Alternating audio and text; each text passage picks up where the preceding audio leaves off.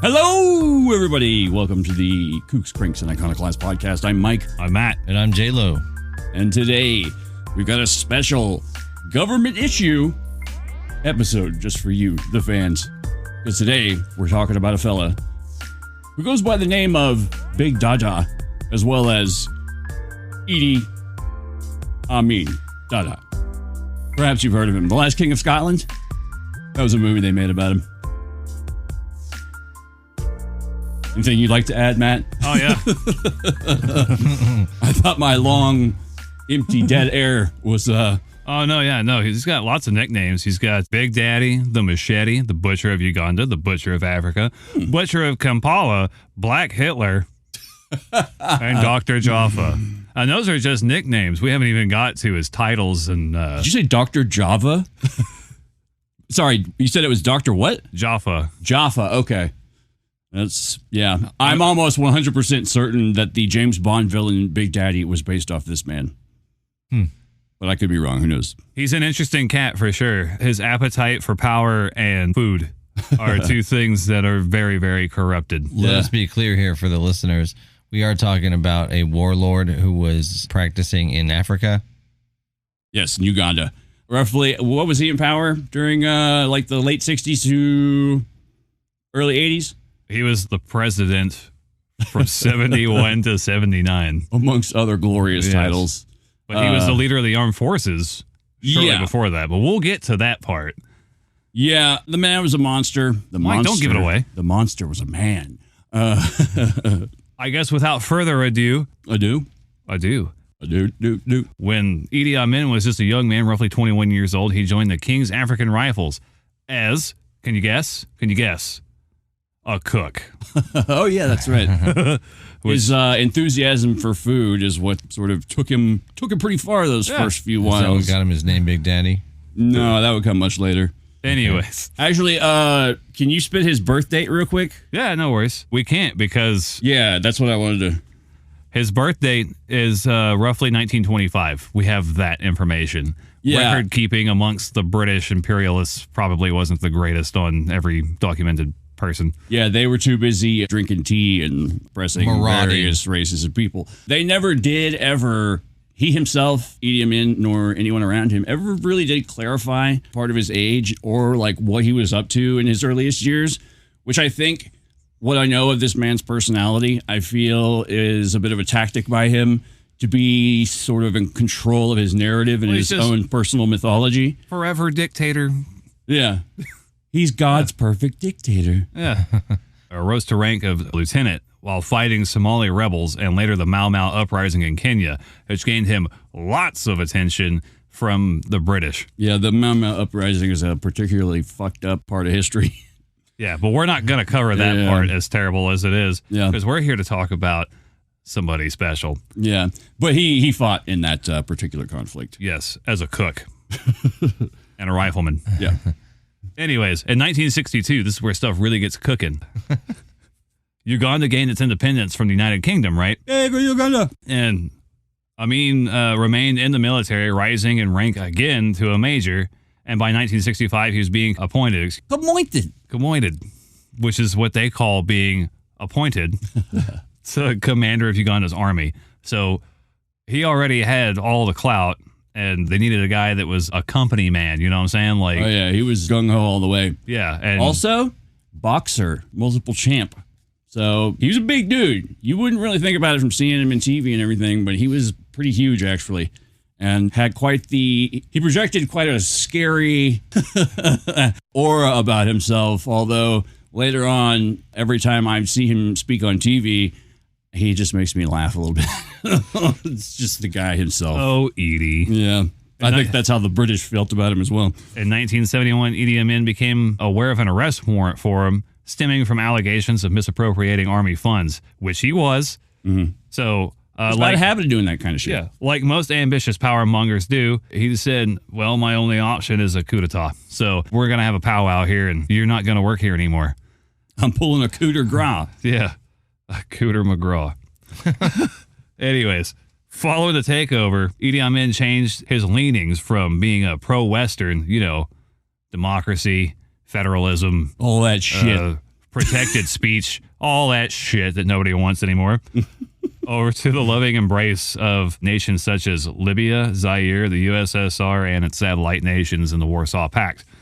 Wasn't that, well, like, I forgot there was some sort of instigating incident that sort of pushed him into this, at least, or he may have been leaning that way already, but I think the British refused to give him, and the Israelis, they refused to give them the most advanced weaponry at the time. Okay. And he's like, that's a U.S. tactic. And he's like, nah, how about this? How about y'all give me that? Or good shit. Yeah. No, I don't want this shit. I want this shit. And what is this? What am I supposed to do with this Enfield? Yeah, because for a while he considered himself like a political backer of Israel, and then after this he pulled the whole kayfabe heel face turn or face heel turn rather, and he's like, I'm rooting for Palestine now. Yeah, funny story. He well, not funny, but funny weird, not funny, haha. But funny, horribly depressing. Before the coup actually took place, they already had a president. Who's on first? Yes, Obote was president. Everyone thought this guy's all right, like, okay, yeah, it seems like they're in pretty good hands. He started talking crazy, like he was no more corrupt than your average corrupt person, which I guess people had kind of grown accustomed to at that point. That's pretty corrupt, though, isn't it? Yeah. Well, it's not so much that. It's that in the early 60s, Obote started talking about this other stuff, like the common man's charter and the nationalization of 80 British companies in Uganda. Okay, you're talking crazy stuff now there, guy fella. And they're like, hey, quick question there, mate. Why? Because we need this. And well, that's not good because you shouldn't be nationalizing this. This is owned by British citizens. Yeah, that's not good because we don't want to. Wait, nationalizing what exactly? 80 companies that were British owned. Yeah, to help stimulate the economy and show that they have sovereignty over their own nation. It's like, if you're operating your business out of my country, don't you think you should maybe pay me at least a landlord fee? So, yeah, didn't work. So all this stuff that he was doing and saying sounded an awful lot like communism. And they said, hey, you know what? We don't like this guy. And, there was this guy that was a cook in the African Rifle Corps. We should get that guy because I think he's leaning pro-West right now. And then, I heard he's been made the rank of Effendi, which is actually the highest rank a black man can serve in the British colonial army. Or any man of color, really, at that time. Since the British deemed Idi Amin to be a company man, like he'll fall in line. He'll do what he's supposed to, But this little incident here, he took as a slight when they wouldn't give him the newest equipment and the newest weaponry. And he, even at that point, there were military advisors from Israel, and they're teaching the army how to work all this stuff and get caught up to speed. Gotta Krav Maga that shit. He expelled all those guys. Y'all gotta go out. And then, like, overnight, it was like there was just a switch that flipped. He goes straight to Muammar Gaddafi and says, hey. Yo, Mo. Yeah, yo, Mo. Hey, Mo. They go have a meeting. The whole concept of Pan-Africanism begins, and they start pushing the anti-colonialism agenda, getting British mostly kicked out because that horse has lost the race a long time ago. They don't even have financial capability to upkeep any colonies aside from the small islands and stuff. And it's just a bad look after the end of the war. Yeah, boy, I'm surprised that British colonialism held on for long as it did after World War II. But yeah, it was a slow process. Yeah. The financial risk versus reward, like potential gain, felt smaller every day. I mean, there's not a lot of money to be had in various fruits and vegetables or whatever. They were still able to trade at that point. This meeting with Muammar Gaddafi results in a very friendly deal to Uganda. I will give you $25 million interest-free loan. You have to pay it back, but to help stimulate your economy and help get everything going again. This money was, I'm not sure how it was spent because I don't have a record-keeping book with me here, but I'm pretty sure it wasn't spent on what it was supposed to be spent on. Yeah. And although one good thing did come out of the whole Idi and Mo situation, and that was the 1983 ABC sitcom, Idi and Mo, about two former dictators living in downtown San Francisco. Will they make it? Will they not? We don't know. The people around them probably won't. Fun times. I think the dad from Family Matters made a cameo once. Obviously a fictitious series, but we just had to add that. You wanted to add it too. I Don't know. act like you I didn't. hate Ashbury so much. I can't. It's the scenario is running over in my mind over and over. It's like, Edie, did you leave the soap in the washing machine? Like every 80s, sitcom. You put too much suds in the washer again. Yeah. Anyways, 1972. This is not ethnic cleansing. All right, go ahead. 1972. If you thought Idi Amin was kind of a dirtbag before, here we go. 1972, Idi Amin expels all Asians from Uganda. Even British. Oh, wait. So he's in power already is where you're at. Yeah. Oh, shit. In Okay. 1972, yeah, man. Damn, okay. All right. I just want to point out real quick, if we're zooming right to that, then there was a failed assassination attempt upon Apollo Obote. No one can quite confirm or deny that it was, in fact, Idi Amin who was responsible. But when taking into context later how quickly he was able to pull off the coup while the boss was out of office in Singapore. I'm pretty sure the British were back in that. Yeah, and he was still their man at the time. Yeah. So he played it. Yeah, he played everybody, man. Anyways, this terrible, terrible incident like with the clumps. the great expulsion of Asians from Uganda, in particular Ugandan Indians, who were largest percentage of business owners out there. And man, like there were a lot of these fucked the economy doing it too. Yeah, man, it's the backbone of the economy, man, because a lot of these guys were business owners and skilled and educated. Oh, yeah, and man. they were job creators. Once they got kicked out of the country, all these people from just off the streets were running into shops like, this is my shop now. And of course, they end up tanking like within 3 weeks because they don't know how to, restock products or handle money or pay bills. Who do I push the button for more stockage?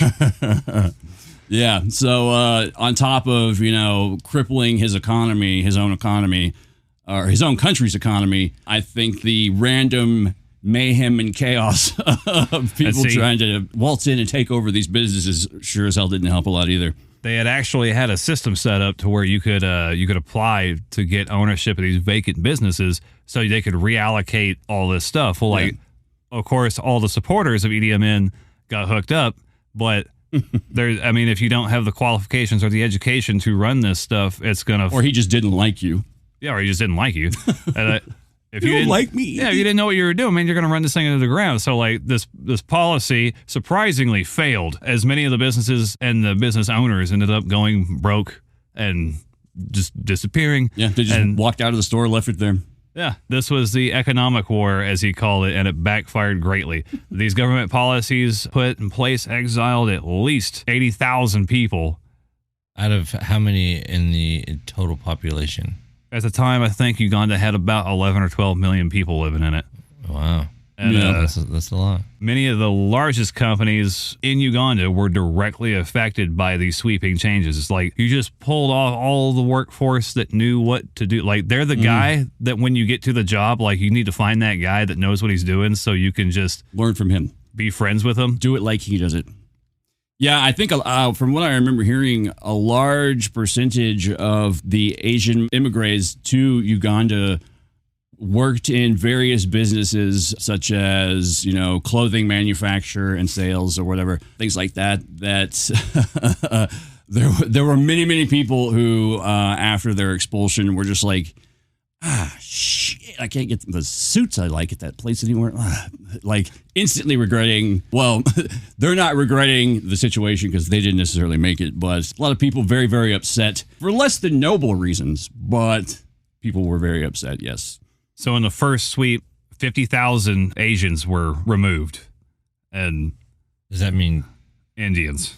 And we got to keep in mind that East Indians, I think they had a fairly sizable Chinese population as well, I think. Well, you got to remember that anyone that was a citizen in the empire before they were granted sovereignty, they still had some kind of British citizenry, right? Yeah, well, that's where they ended up. And and a lot of people ended up migrating back to the UK or to India or just anywhere they could because, who has the money for that now that there's no jobs? Yeah. in early August, 50,000. And then by the end of the year, it gone up to 60,000 or more. I know we said 80,000, but these are just like exiled people, or these were people that were kicked out of the country. They were expelled from the country. Okay. Man, can you imagine after like that first 50,000, like you just wake up, you're one of the like of the last 60, you said it was? Oh my God. Like you're part of the last 60, you wake up and like go like see your family before what little job you have left. Still is like, are they still taking our jobs away and kicking us out of the country? Fuck. Okay. We'll keep an eye out for that in case it, I'm going to open a business right before we leave. Yeah. Anyways. Hell of a time to take out a loan. So at the time of the expulsion order, 90% of the government's revenue came from Asians and Asian-owned businesses. And almost overnight, the tax revenue evaporated because there's no base anymore, right? You've kicked out everyone that could pay their bills. Yeah. And with all that graft and corruption, how are they going to get a new pool as well? Tune in for next week's episode of Idi and Mo to find out. Without qualified leadership, the workforce and the businesses all starting to decline from mismanagement or misappropriation of funds, so on and so forth. And get your money now while you can, because this business ain't going to be here because I don't know what I'm doing. Bye. Yeah. And this is just the beginning. Yeah, this is the prologue. Believe it or not, it gets worse.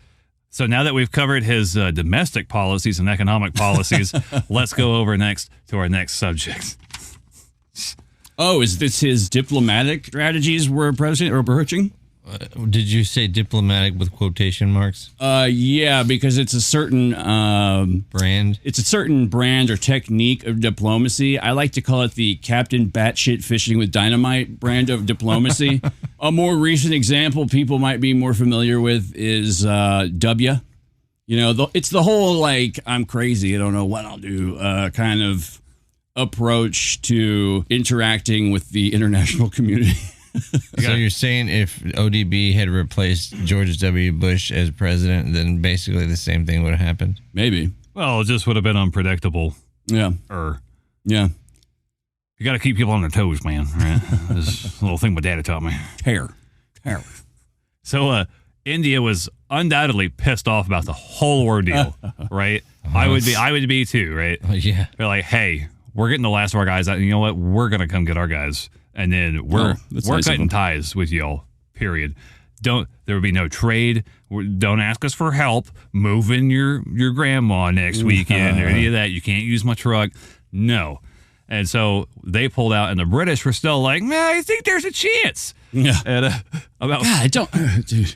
Yeah, the more I kept watching about it and like how the British were just still buddy, all snuggled up with that Pooh Bear Edie, it boggles. My mind was boggled. We can't let him spend all this time hanging out with the Soviets. We need to pull him back into our sphere. Right? And then he even came to the UK and delivered several speeches that, quite frankly, very much upset a lot of British people, especially when he made reference to having sex with Queen Elizabeth. That she would make a good wife, as well as declaring himself the economic conqueror of England, as well as the King of Scotland and his liberator. So you know that granddad or your extended family old fart that comes over for Thanksgiving or Christmas dinner or whatever, and they're sincere about what they mean, and it's really bad, but they just mean it in like a really good way, or like they're trying, like, you understand, man. I feel like they're virtue signaling something that was important back, in the 20s. It's like that. They don't know what they're saying is wrong. They think they're being polite. Yeah. That's the fucked up thing about history. It's just like, man, everyone was fucked up back then. So like, you guys are fucked up. You don't have the moral compass or capacity. When you only have a hammer, everything looks like a nail. That's right. That's right. And he nailed the shit out of everything.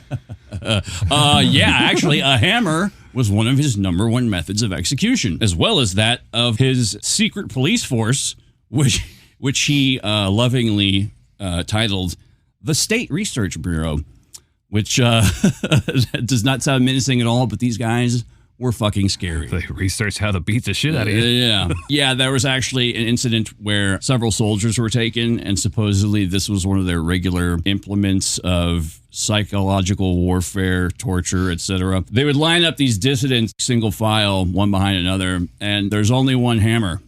So they hand the hammer to the second person in line, who has to kill the first, and then hand the hammer to the person behind them, and so on and so forth, until the last guy gets the hammer, and I guess he's the lucky one who gets shot.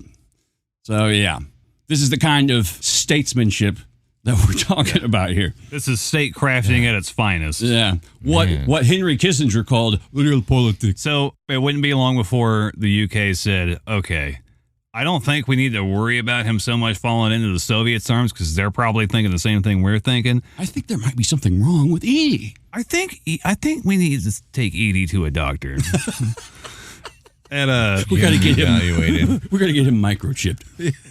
We need to know where he's at all times. They just cut all ties with Uganda as well, and so you would think they would be isolated, right? But no. Being the benevolent leader that Idi Amin is, he raised a campaign to help England. Oh, that's right. I miss you, baby. He wanted to help out the poor people in England by getting them canned foods and Ugandan money. And then they delivered it because in his mind, it's not just an insult, but he probably thinks he was helping the poor people of England that were under the thumb of the monarch. I don't know. Parliament. I'm not even going to pretend to understand the logic there, but this is another kind of thing I saw about his personality and thought process. Much like Steven Seagal, who we discussed not too long ago, Idi Amin is also very much one of those people who, if he had any level of self-awareness about what he's doing and saying, like if he knew what he was doing and the way he was being perceived, then he would be absolutely fucking hilarious. But the problem is, I don't think that's the case. He's got too much authority for it to not be funny anymore. I mean, that's kind of like Wesley Willis in a way. How so? Because Wesley Willis, some people perceived him in a mocking way, and if he had seen himself in a mocking way, he wouldn't have been able to do what he did. Okay. Yeah. I think if Idi Amin found out that people were all mocking him, it would have been way worse. He would have cut their heads off too. Yeah. Yeah. Am I not being reasonable? No, sorry. Oh, man. I am the president now. Yeah. So. Shit, they're chopping all our heads off today. Yeah, Was that supposed to be today? Wait, did you guys get that message too? So Idi Amin had a harem and many, many wives. And the weird thing is, you know how like some people are just jealous? Like haters? Well, I mean, jealous lovers. Oh, okay. Idi Amin had a problem with his fifth wife's ex-boyfriend's head. Oh, was Idi Amin not a gentle lover? Well, I can't attest to that, but I can attest to the fact that he hated his fifth wife's ex-boyfriend so much. That's already such a ridiculous statement. I know. Well, hold on, wait. I have to get this guy's head and put it in the freezer. That'll teach him. That'll show him. That'll show him real good. That'll also show everyone else I show the head to. Yeah. So, because once again, Captain Batshit fishing with dynamite diplomacy. So in a room in his palace, he had a little secret knocked off place, right? Like nobody was allowed in there except him. It was guarded all the time. His wives weren't allowed in there. None of his kids, anybody, just him. That's like that old fairy tale about Bluebeard and like, you can go in any room in the house, but not this one, because we're about to find out why. So inside this room, you walk in the doors, and there's a bunch of refrigerators and freezers, and they all contain, you guessed it, severed heads. There's a custom in his tribe of the people in his tribe drinking blood. Although there's no proof of this ever happening, his cook has alleged that Idi Amin not only kept severed body parts around, but also consumed them. But before we get to that, it's also alleged by his staff that he would go into this room every day and have conversations with the severed heads. Look at you now. They were his brain trust. Yeah. Oh my God. They were his think tank. Oh man. He would walk. Yeah. Look at you now. And he would open the freezer door and talk to him, be like, do you know what happened today? Oh my God, you're such a great listener. I used to really, really hate you, but now I think you're a good listener. I wonder if that's where they got the idea on Futurama. Oh, the jar of heads. Yeah, you got it from Idi Amin. Maybe.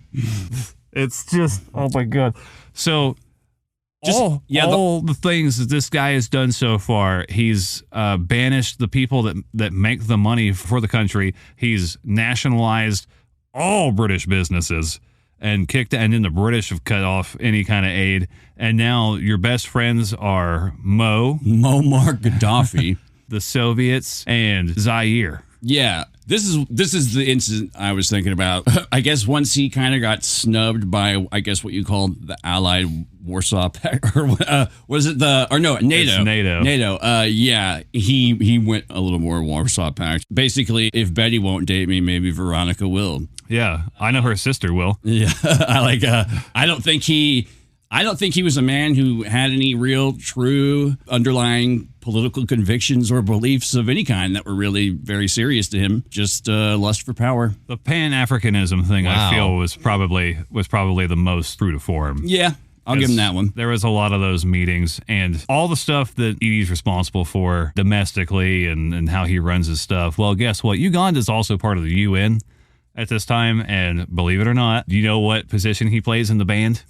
What his country plays in the band? The UN band? Triangle. They're on the Human Rights Council. Oh, shit. Okay. And he's I thought you were talking about a little band for a second. So now that he's been snubbed by the British and he's leaning towards all these other guys, well, all these other guys are starting to pressure him into like, hey, man, so everyone here in this country club is like, really like pro-Palestine and, you should probably denounce Zionism and, like, oh, yeah, no, I kicked those guys out a while back. And like, yeah, if you could go and, just say a few kind words about Palestine for us. Or some shitty words about Israel. Yeah, I mean, really, half of one. This whole scenario reminds me of that Kids in the Hall sketch where somebody at an office party meets Dave Foley, and then leaves, and Dave Foley doesn't talk at all, and the boss keeps coming back, and he's like, how you two getting along? And then he finally starts talking. He's like, oh, Edie here just told me he's a Satanist. And then thinking he's like ruining it, but the boss is like, hey, the guy's up on 5th. Check it out. Shows it, opens his coat and shows him his pentagram. Nice. Should come hang out some Friday night.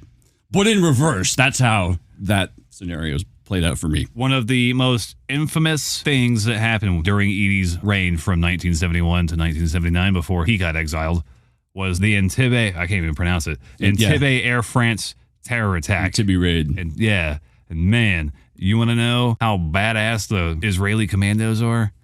They're badass. Dude, this is the 70s, so everything goes. Yeah. Yeah, during the Israel, yeah.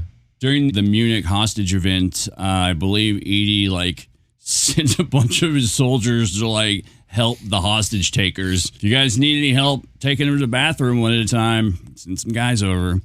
So on June 27, 1976, Idi Amin allowed Air France airliner to land in Uganda, hijacked by 2 Popular Front for the Liberation of Palestine and 2 members of the Revolutionary Bader Meinhof? Zaylan. Oh, okay. There's a lot of math here, which really irritates me, but 156 passengers were released right out the gate, right? Oh, this, okay. And, because you know why? I just remembered how this story ends, yeah. You know why they let them out? Because they weren't Israeli citizens or Jewish. Yeah. And then 83 Jewish and Israeli citizens, along with the flight crew, remained back as hostages, right? Mm-hmm. This led to the Entebbe raid, which is one of the most insane things I've ever heard. Israeli commandos raided the portion of the airport that they were at, right? By July 4th, they had sent a crack team out there and killed 7 hijackers, along with 45 Ugandan military. Mm-hmm. How big was the Israeli force? The Israeli contingent consisted of less than 10. 3 hostages were killed, unfortunately, 10 wounded, and the commandos suffered 5 wounded, 1 dead. If you were interested in getting a play-by-play on this, there's an excellent video on YouTube from the operations room. I believe there's a film called Raid on Entebbe as well. And man, the YouTube video is probably 10 minutes. Do you know about the old lady? Were you going to mention that at all? Or I don't know about the old lady. Okay, so basically after all this happened, there was one old woman that Idi and his people knew for certain was one of the people on the plane. And he heard that she'd been taken to a local Ugandan hospital. Did he visit her with flowers? No. He visited her with the intent to have her pushing up flowers, and that's exactly what he did. He went to the hospital, or had one of his cronies go, I believe. Yeah, he's too busy with Hot Pockets and stuff. Yeah, eating the heads off birds. Yeah, he sent a guy to execute this old woman in her hospital bed simply out of spite. So once again, real character building moment there. Yeah, I mean, this is what they call a teachable moment. Yes. And it taught me that Idi Amin is probably one of the worst human beings in the last 75 years. And on that note, let's take a break. Cool.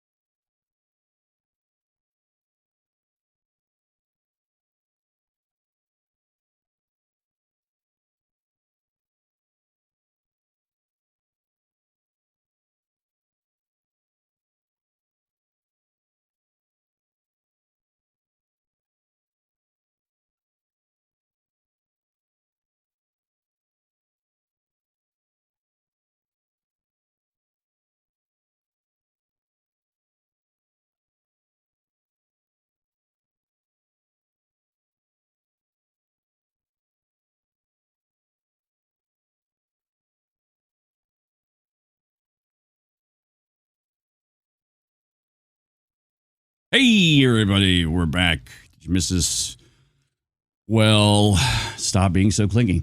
Idi Amin, since he'd pretty much tanked his entire country's economy, amongst other various naughty shit, decided to start a program to make a little supplemental income for the country. Well, it's good to have a side hustle. He did this by basically strong-arming local coffee businesses, which were in fact the primary resource of exportation for Uganda at the time, I believe. He's just like, I'm taking this. And he did. And afterwards began to smuggle Ugandan coffee, which is a hot commodity on the market, for up to 5 times the price.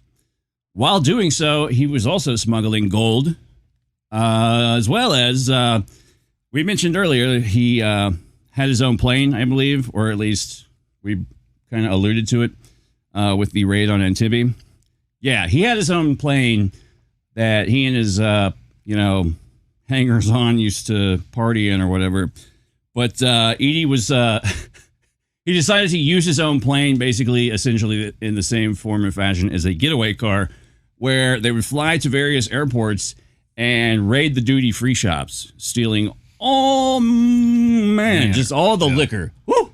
And whatever they didn't drink at their parties, that liquor, as well as various perfumes and other luxury items, he would essentially save to use as bribes and gifts of, please stay loyal to me to his inner circle. Because this gift is your last warning. Yeah. I stole it fair and square. Yeah, like basically, I think if you're a guy who got to power in some sketchy coup, you probably get pretty goddamn paranoid, and that's going to happen to you. And yes, Idi Amin was quite paranoid. No doubt about that. They'll stop chasing you when you stop playing that getaway music. But the Scat Man is my favorite song. Oh, man. That's just one more addition to his list of crimes. Man, I don't know. I would hate to. He was known for also being quite a overgrown child in the way that he treated many of his associates in government, we'll say. It's like Eric Cartman in Power Man. It's very much so. There's actually footage of him with several of his subordinates, and they're like jumping into the pool to like have a swim race. And Idi like instantly veers off to the left to cut off two of them and make sure that they don't get to the end. And then he gets to the end of the pool, and he's like, I did it. I won. Yeah, let's do it again. Oh, my God. Torture. And he's laughing and smiling, and everyone's like, hey, Idi. Oh, that's my Edie. We have to lose at swimming races to this guy. Yeah, basically. We have to all... You mean I signed a 10-year contract with this government to lose swim races? Oh, my God. There was another... There was a bit I saw on YouTube of him talking before his cabinet members and basically saying, like, he said something to the effect of, it's really hard not to do the voice. I'm trying to. Yeah. He says to a bunch of them basically that, you know, so I don't know where you guys go, but I pick up the phone and I call you where you're supposed to be and you're not there. So if this happens to each person, if you do it 3 times without an excuse, you're out of the government, which already just sounds like 3 strikes and you're out. It's treehouse politics. It's just, oh man, it's the fact that he says specifically that you are out of the government. That also kind of illustrates the level of officialdom at work. You're out of my club. Yeah, it's a no. It's a no homers. We can have one. Uh-huh. Yeah, Matt, I thought you had something more to the next saga in the story of Idi Amin. In the last installment of last time on Idi and Mo. Yeah, on the last installment of Idi and Mo. So you know how they're all like, hey, you know, it'd be a great idea. You should be a wartime president. You know, they always get a lot of votes, but I am president already. I know, but you want to get reelected. Yeah, but I'm just going to put them all in a swamp in Florida. You're not listening, Idi. I'm saying you need to be a wartime president. I'm saying you have no legal recourse. Yes, you have to be. Oh, I'm picking up what you're putting down. Okay. This is going to be your swan song, all right? It's going to be the best one ever. It's going to be foil and food and greatness. And I got the perfect place. It's going to be Tanzania. It sounds beautiful off the tongue. So you're going to go there and you're going to take over, right? And install a puppet government with all your favorite puppets from TV, okay? You know that show you watch on Saturdays? Kermit. Perfect. Miss Piggy. Anyways. It's weird that you want to set up a banana republic there because I do believe it's their chief export. Along with cadmium. It's a cadmium republic. And Everyone uranium. else has inferior uranium. I was trying to remember the quote from Borat about potassium. Yeah, that's what it was. Okay. Anyways. High five. So Hey, I remember in 2013 when everyone said okay, I'm sorry. Yeah. Remember that? And I'm an obnoxious asshole. I love it. everybody got the idea that it was a good idea to invade Tanzania. Well, Tanzania thought this was a terrible idea, and they said, 1 out of 10. It said, let's fight. Yeah. yeah, we have friends that are not Libya, and we're okay. You want Whoops. Yeah. And they'll show up if we call them. You guys pooped on the wrong hornet nest. Is a saying that I've heard is said. In Tanzania? Maybe. I don't know. Anyways, 1979, the last year of the Reign of Terror, right? So they decided that Uganda needs to expand and, because war is good for money, right? Because That's what it's good for. Yeah. Tell that band. See, even Machiavelli says don't go to war because that's bad for money because the objective of a state is to make money and not lose it by going to war because war is expensive. He also said thug life a lot. Yeah, he did say that. He got it tattooed on his chest. Yeah. No one knows that about Machiavelli, but we'll cover that at some point. Mm-hmm. So the Tanzanian army and rebel forces successfully captured Kampala in 1979 and ousted Amin from power. And they actually, I don't know how the guy didn't get, explodey head issue. There's, you know what? I don't know if it's from a movie. I feel that this would be extremely odd if someone was actually taking footage of it as it happened. But if it is him, it's strange. There's a scene, I guess. I'm going to assume it's a scene from a movie of Idi just basically walking out of the government headquarters house that he lived in, and he just gets in his car and just drives off. Meanwhile, everything around him is melting down and catching fire, and people are screaming, and machetes are being waved in the air, and he's just on a casual stroll, out for a casual drive in slow motion. Mm-hmm. Like Nero. It's almost like the living epitome of that joke about the two bulls. Except we're gonna go stick our head up their ass. Oh wait, that's a different one. Yeah, that's the butcher's butcher of Uganda. Yeah. You can get a good look at a T-bone steak by sticking your head up a dictator's ass. But I'd rather take the butcher of Uganda's word for it. So a lot of people think that because Idi Amin had syphilis. Well, no, that was a rumor. Just throwing that out there. That's what made him crazy. That is another rumor. They can't prove that he had it, but he did die of it. See, I don't know. I don't think he did die of. I'm just kidding. Okay. So Idi Amin has been rumored to be a cannibal, but see, a lot of people seem to think that. I hate it when that happens, dude. I mean, who hasn't been accused, right?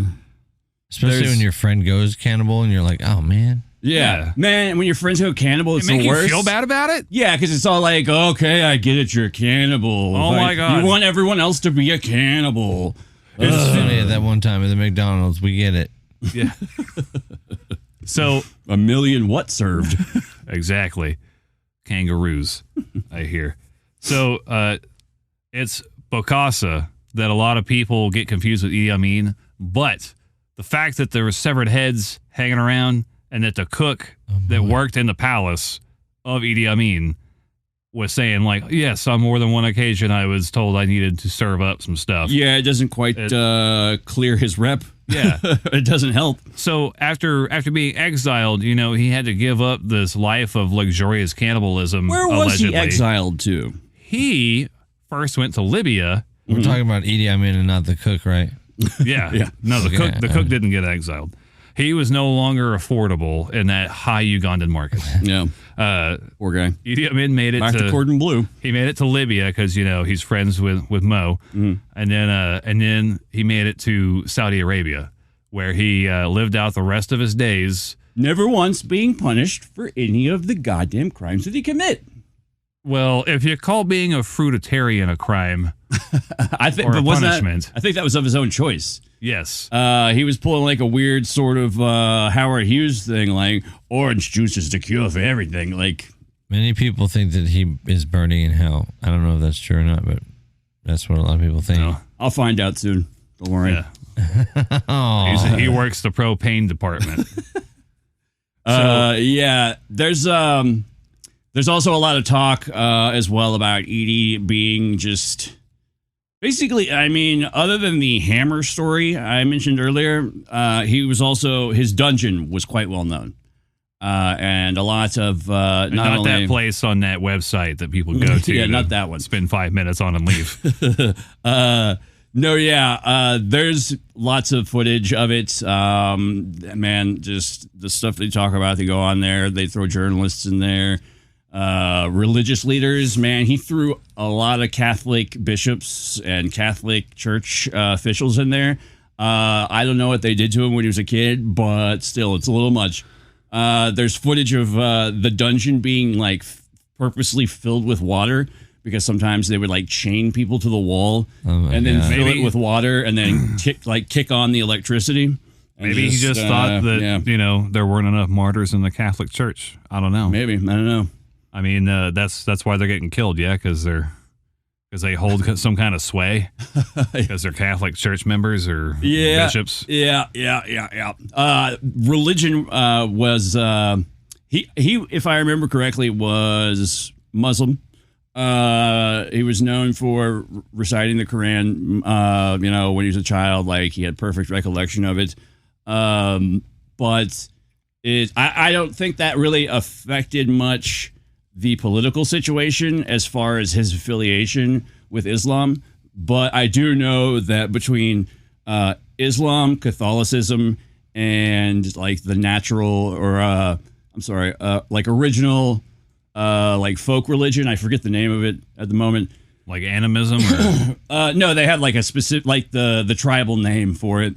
Those were like the three main competing belief systems, and they they did not oh man, I don't know. They did not take being wrong lightly. Yeah, these devoutly spiritual people just can't seem to get along. I don't know, but yeah. Weird. Mm-hmm. Lots of bloodshed. I mean, you would think in a dictatorship, there's only one way to go, right? Yeah. I purposely climbed the ladder to power just so I could tell you all to chill out and get along already. Jeez. Oh my God! Look, the way this works is everyone needs to be afraid of me. Yeah. Okay, me. I'm the guy. Okay. You know who helped put food in your belly? Me, because I allowed the food to come into the country. You know who else took it off your plate? Me. Yeah, it's warlords. It is so. What are they good for? So we thought that in our research, we come across a few things, and I found a menu from Idi Amin's house, and it's only a partial menu because it's been blowed up and it's been partially eaten because somebody did the wrong thing to Tanzania, and Tanzania don't F around. So we get that on a T-shirt. Yeah, you know what? That is a good T-shirt. Tanzania don't F around. I think they'll. We're like not it. just saying that so they'll pick up in our Spotify market either. There's a reason they call it the Tanzanian devil. I'm playing. So, if you were to walk into Idi Amin's palace as a guest and be served dinner, you would probably be pretty surprised at the amount of insane food that is being thrown your way because, they like to feast. He's a feast and fool. He's a chow hound. Because dissenters make you fat. So in this menu, you will find it's a couple of courses, such as it starts with a salad. Okay. Right? So you would have Natasha salad. Yes. That's your server. She's ex-KGB. Yeah. Oh, how sweet. So your first salad, you're gonna have a dissenter salad. Mm-hmm. Right? And then or you can have sedition salad. Ah, okay. And that one comes with a side order of lady fingers. Oh man, I was gonna order the lady fingers. My God. Do you know what kind of dressing that comes with? Caesarean. Okay. Oh man. And so you would also have. I was gonna get the blood of my enemies. But well, it pairs nicely in this carafe, Mike. See.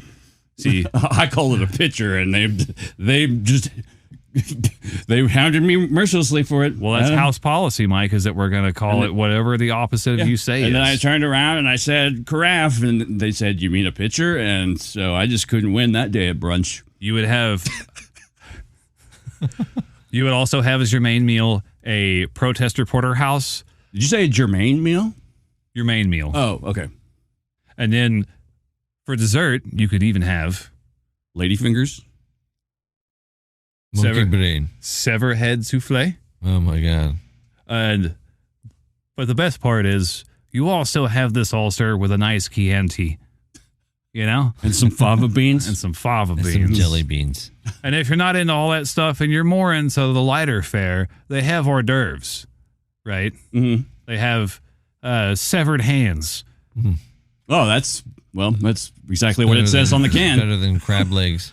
Pickled, of course. But, it's a recession. Yeah, I think you can get that with some head cheese on the side as well. There's If not for a Monday cheese. I was gonna say it's better than the taint cheese. taint cheese. Taint cheese? What is it? Can't believe it's not butter. I can't believe it's not the brutal execution of. Numerous civilians who were innocent. But in all seriousness, it took 300 to 500,000 deaths to prepare this meal. So you should be very serious about it in a population out of 12 million. Oh man, it's like everything you eat is like That's a big chunk. it's like one of those little birds that they deep fry in brandy or whatever. Except more important because it was a person. I was gonna ask you what the body count was, and then you read my mind. Yes, unfortunately, this terrible piece of shit was responsible for the execution or murder, indirectly or directly, of anywhere from 300,000 to 500,000 people, and Of his own people. of his own people. Yeah, he's a real jerk. Yeah.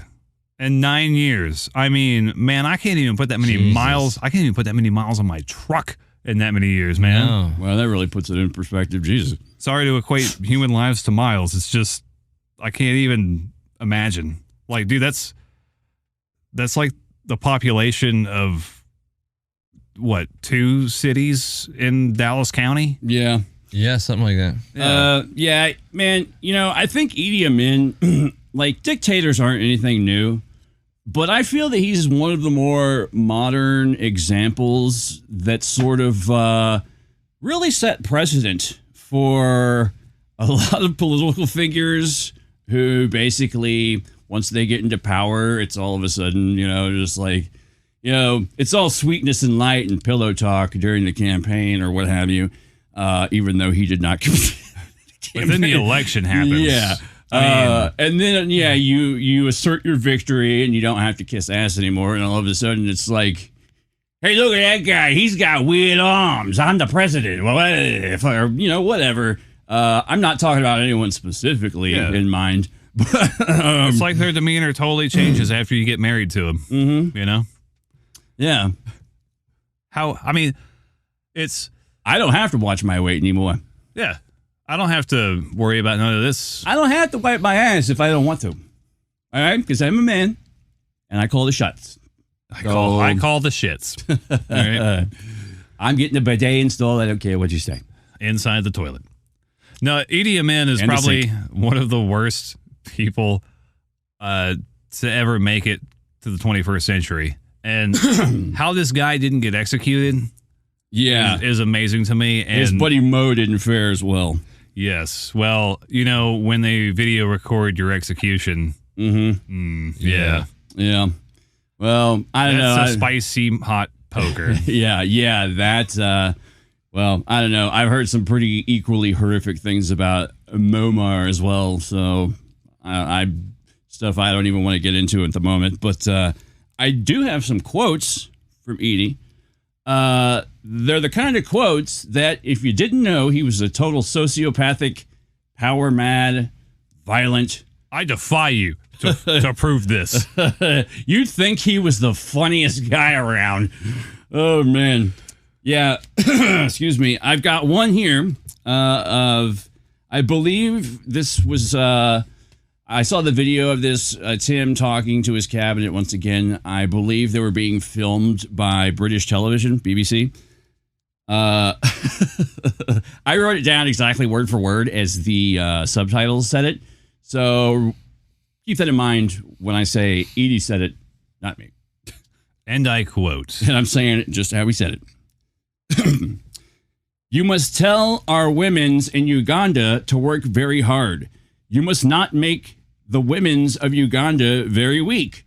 They must get up quickly in the morning at about 5 o'clock. They're already in Nakasero, preparing, ready to sell vegetable and everything.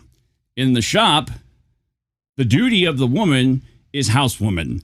He knows how to keep house very well. He keeps switching back. It's incomprehensible either way. So, he knows how to keep house very well. If he can do that, let me make first examination. Appoint women to be managers of hotel. If he's well educated, can look after the hotel very well, I want to see a woman, international hotel, very big one, must be woman Ugandans, and I know they can do it. And you, as a minister, you must back them completely. If you find everything, you can punish them. No, was he drunk when he wrote this? No, he's lording over a cabinet meeting. He's riffing, man. Yeah, this is freeform jazz. Yeah, plus he knows he has BBC cameras on him. So, if you find anything, if you find man trying not to obey the order and everything, you can punish that person. We are the first now country in Africa today who have got many women managers than other countries. We have got. He's looking around the room. He's examining. How many manager women? We've got 4 manager, and we've got another 2 assistant manager. I also probably should have prefaced this with also saying that obviously English is not his first language. I was going to say, man, it sounds like he is the bots that have been invading my Facebook page. What is this, written in crown? I got one more quote. This is him giving an Easter address to a large convention of doctors, healthcare workers, etc. Welcome to the Ugandan Easter address with President Idi Amin. As a doctor, you must be very clean, very smart, behave very well like a person, and also you are not too drunk. Happy Easter. Spoken like a true statesman. Yeah. This was the state-sponsored presentation for Easter. This is just the state address by Idi Amin. And we're in PR. Thanks for listening. He's looking for the birdie on this one. We'll just kick this dead horse to bite its head off until forever. Idi Amin is now leaving the room. He's getting into... I am leaving the room! Don't look at me or talk about me when I leave the room! We are proud to broadcast this.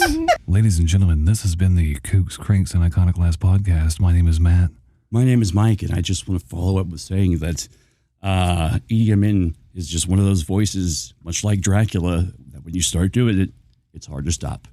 I'm Mike with the Kooks, Cranks, and Iconoclast podcast. Thanks for listening. J-Lo. Don't forget to buy us a cup of coffee. Also, I'm going to stop whispering because we're not in PR. But no, we were doing a golf thing because, I know. All quiet. Because golf. Yeah, golf at NPR. It's a Idi lot of Amin overlap. ate a golf course. He died on one. Amongst many golf balls. No. Thought they were chocolate. He was balling out of control. We got any more? You guys? I'm out. Got a list? Checklist? Okay. If you would like to get a hold of us, guess what? Do it. We may start giving you shout outs on the air if we like you and think you're cool enough. If you want to get a hold of us by email, you can do that at kcandandicast@gmail.com. That's kcandicast@gmail.com. Yeah. Is that what I said? Yes. Okay, just check it. I just said it all in one word. Okay. Oh, yeah. You want to check out our website, which I highly recommend. It's we're updating things all the time there. Yeah. It's got exclusive content on it. Does it? It does. It does. Oh, yeah, that's right. And there will be more. We're really trying to up our socials game, folks. And we would like you to come along on this ride with us as we magically social media-ify each other. And we get in the tub and just have a good time. And what's that Facebook link? The Facebook link is Facebook / Kooks, Cranks, and Iconoclasts, all one word and spelled out, .com. And our website is kooks-cranks-and-iconoclast.com. Yes, that's the website. That's our home bar.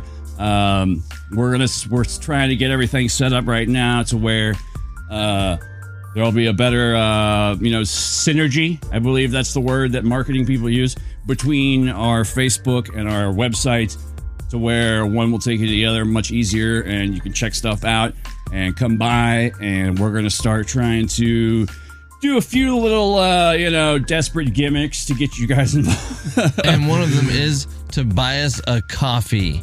And that is on our website. You can do it down on the emblem in the lower left-hand corner. The amount is $5. We would sure appreciate it. It would go a long way toward making the show a lot better for you. Yeah, we do need funding. But even if you don't want to buy us a cup of coffee, come hang out and we'll drink booze instead. But like where you're at, you drink it, and where I'm at, I drink it. Yeah. And we intermediate through the webs.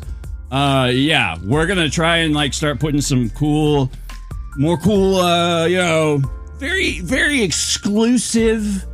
Only you, the listener, can get into this club content on our website, and maybe some, nifty gifties and little things just for you being you.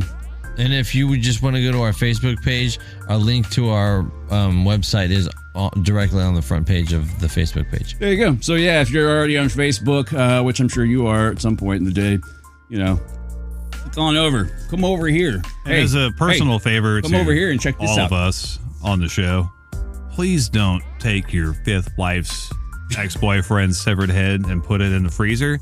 That's just really inappropriate. It's just not nice. Yeah. And don't go around biting the heads off birds. I mean, I know there's a large contingency of folks out there who don't even think they're real, but You know who you are. yeah. Biting the heads off birds. Stop it. Just Aussie. stop it. Bad dog.